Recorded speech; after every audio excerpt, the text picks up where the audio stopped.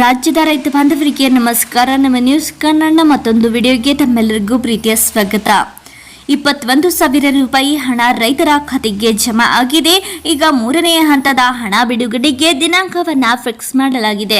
ಹೌದು, ಈ ಸುದ್ದಿಯ ಸಂಪೂರ್ಣ ಡೀಟೇಲ್ಸ್ ಅನ್ನ ನಾವು ಈ ವಿಡಿಯೋದಲ್ಲಿ ನೋಡೋಣ. ಈ ವಿಡಿಯೋ ತಪ್ಪದೆ ಕೊನೆವರೆಗೆ ನೋಡಿ ಮತ್ತು ನಮ್ಮ ವಿಡಿಯೋ ಇಷ್ಟವಾದರೆ ಲೈಕ್ ಮಾಡಿ ಮತ್ತು ಶೇರ್ ಮಾಡಿ ಮತ್ತು ಇಂತಹ ಹೆಚ್ಚಿನ ಮಾಹಿತಿಯನ್ನ ತಿಳಿಯಲು ನಮ್ಮ ಚಾನೆಲ್ ಅನ್ನ ತಪ್ಪದೆ ಸಬ್ಸ್ಕ್ರೈಬ್ ಮಾಡಿ. 2023-24ನೇ ಸಾಲಿನ ಬೆಳೆ ಹಾನಿ ಪರಿಹಾರವನ್ನ ಕಳೆದ ತಿಂಗಳು ತಾನೇ ಮಾನ್ಯ ಪ್ರಧಾನಿ ಮಂತ್ರಿ ಮೋದಿ ಅವರು ಬಿಡುಗಡೆ ಮಾಡಿದ್ದಾರೆ. ರಾಜ್ಯದಲ್ಲಿ ಒಟ್ಟಾರೆ 32 ಲಕ್ಷ ರೈತರ ಖಾತೆಗೆ ಬರಗಾಲ ಪರಿಹಾರ ಹಣ ಜಮಾ ಮಾಡಲಾಗಿದೆ. ಅದರಲ್ಲಿ ನಿಮ್ಮ ಖಾತೆಗೆ ಮೊದಲ ಕಂತು 2,000 ಬಂದಿದೆ ಮತ್ತು ಎರಡನೇ ಕಂತಿನ ಹಣ ಅಕೌಂಟಿಗೆ ಎಷ್ಟು ಬಂದಿದೆ ಎಂದು ನೀವು ಚೆಕ್ ಮಾಡಬೇಕು.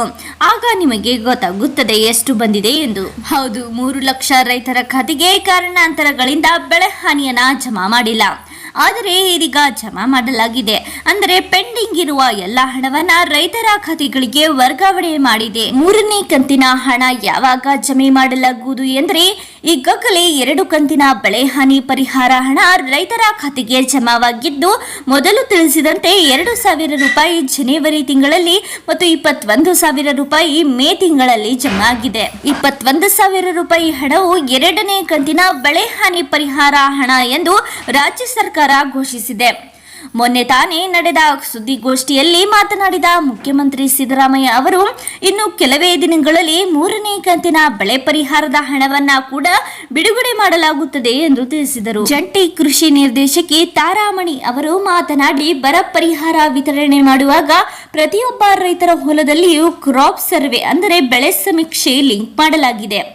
5,591 ಫಲಾನುಭವಿಗಳ ಆಧಾರ್ ಮತ್ತು ಬ್ಯಾಂಕ್ ಖಾತೆ, ಫ್ರೂಟ್ಸ್ ಐಡಿಗಳಲ್ಲಿ ಹೆಸರಿನ ವ್ಯತ್ಯಾಸ ಮತ್ತು ಇತರೆ ಕಾರಣಗಳಿಂದಾಗಿ ಪರಿಹಾರ ಜಮೆ ಆಗದೇ ಇದ್ದು ಅವುಗಳನ್ನು ಸರಿಪಡಿಸುವ ಕಾರ್ಯ ಪ್ರಗತಿಯಲ್ಲಿದೆ.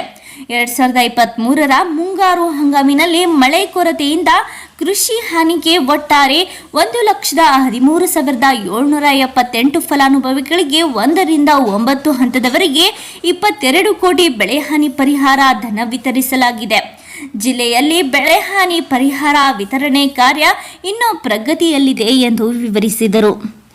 ನಮ್ಮ ಈ ವಿಡಿಯೋ ಪೂರ್ಣವಾಗಿ ನೋಡಿದ್ದಕ್ಕೆ ಧನ್ಯವಾದ. ಮತ್ತು ನೀವು ಇನ್ನೂ ಆದರೂ ನಮ್ಮ ಚಾನಲನ್ನು ಸಬ್ಸ್ಕ್ರೈಬ್ ಮಾಡಿಲ್ಲವೆಂದರೆ ಈ ಕೂಡಲೇ ಸಬ್ಸ್ಕ್ರೈಬ್ ಮಾಡಿ. ನಾವು ಈ ಚಾನೆಲ್ನ ಮುಖಾಂತರ ರೈತರಿಗೆ ಉಪಯುಕ್ತವಾಗುವ ವಿಷಯಗಳು ಮತ್ತು ಹೊಸ ಯೋಜನೆಗಳ ಬಗ್ಗೆ ತಿಳಿಸುತ್ತೇವೆ. ಮತ್ತು ನಮ್ಮ ಈ ಒಂದು ಮಾಹಿತಿ ನಿಮಗೆ ಇಷ್ಟವಾಗಿದ್ದಲ್ಲಿ ನಿಮ್ಮ ರೈತ ಬಾಂಧವರೊಂದಿಗೆ ಹಂಚಿಕೊಳ್ಳಿ. ಧನ್ಯವಾದ.